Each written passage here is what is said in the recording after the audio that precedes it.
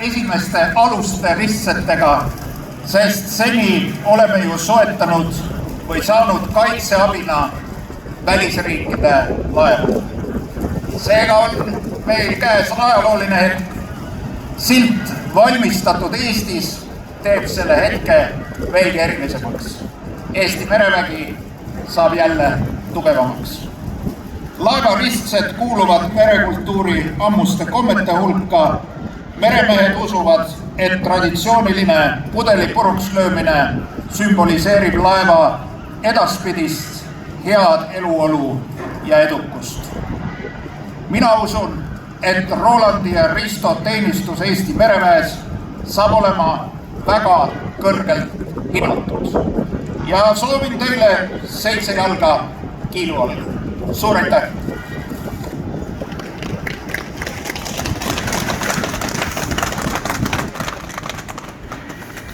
Aitäh, kaitseminister. Järgmisena annan sõna mereülemale, kommodoor Jüri Saskale.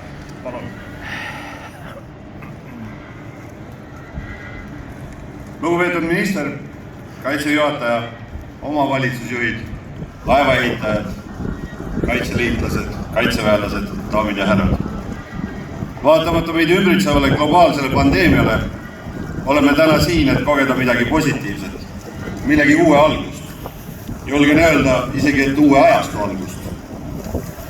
Enne teist maailmasõda, enne allveelaevade hankimist, koosnes Eesti merevägi peaasjalikult trofeelaevadest või siis militaarotstarbeks kohandatud tsiviilalustest. Allveelaevade hankimine oli osa laiemast laevastiku uuendamise programmist. Programm nägi ette veel 8 uue aluse ehitamist, kuid selleni ei jõutud kunagi.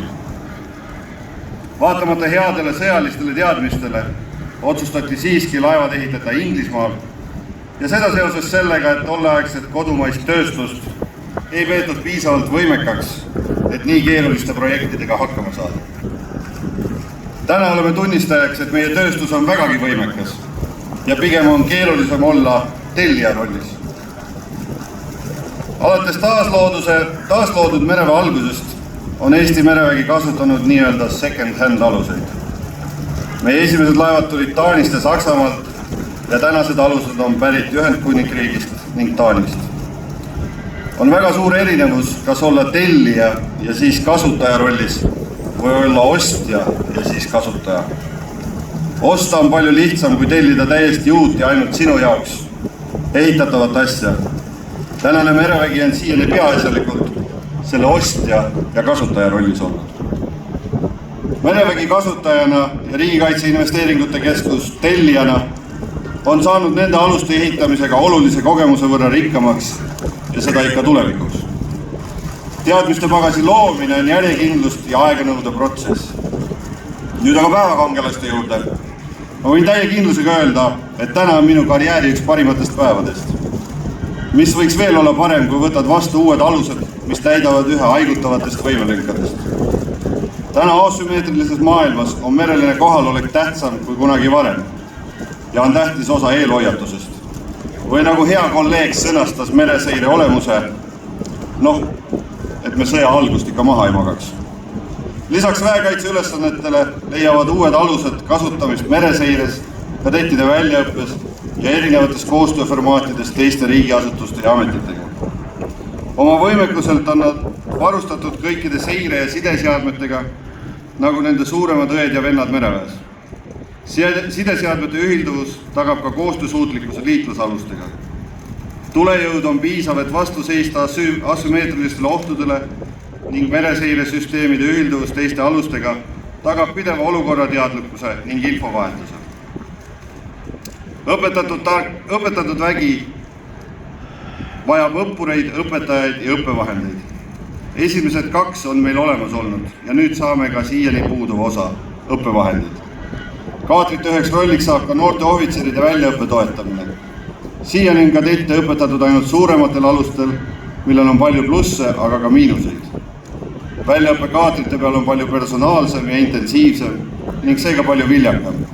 Kaatrite suurimaks plussiks õppeplatvormina pean aga seda, et tänu nendele madalavale süvisele saavad noored ohvitserid lähemalt tuttavaks Eesti rannikumere ja väikesaartega. see on midagi, millest me oleme mereväes pikka aega puudust tundnud. Mereväe traditsiooniks on kujunenud, et ka laevadel on oma sõpruslinn või omavalitsus. Seekord valisime need selle järgi, kuhu me olemasolevate alustega sadamasse ei ole pääsenud. Mul on siinkohal hea meel tervitada ja tahan tänada Haapsalu linna ning Hiiumaa valda, kes olid meelsasti nõus vaderiteks hakkama.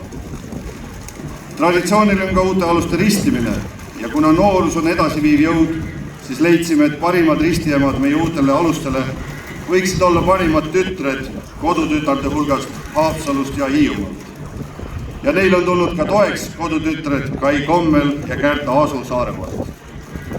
Kaatrite nimed.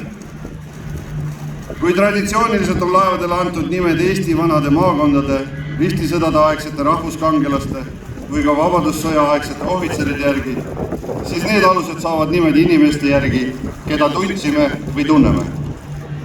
Seega otsustasime, et miks ka mitte väärikalt ära vältida inimesi, keda ka isiklikult teadsime või teame ja kes on andnud suure panuse tänasesse mereväkke.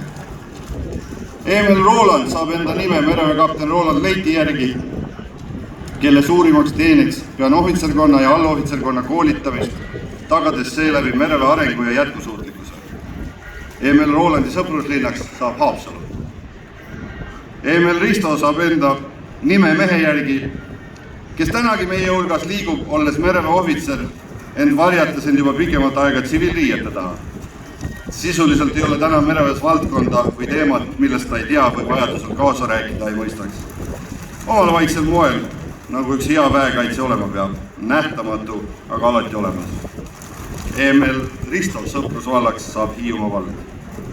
Kokkuvõtteks tahan tänada Kaitseministeeriumi, Kaitseväe peastaapi, Riigikaitseinvesteeringute Keskust, laevaehitajaid ja mereväelasi, kes on aidanud selle sündmuse teoks teha. Laulusõnad ütlevad, pikimgi tee algab jalatalla alt. Olgu need 2 kaatrit meie esimesed 2 jalatalla pikkust, pikast ja edukast sõjalaevade ehitamisest Eestis. Tänan!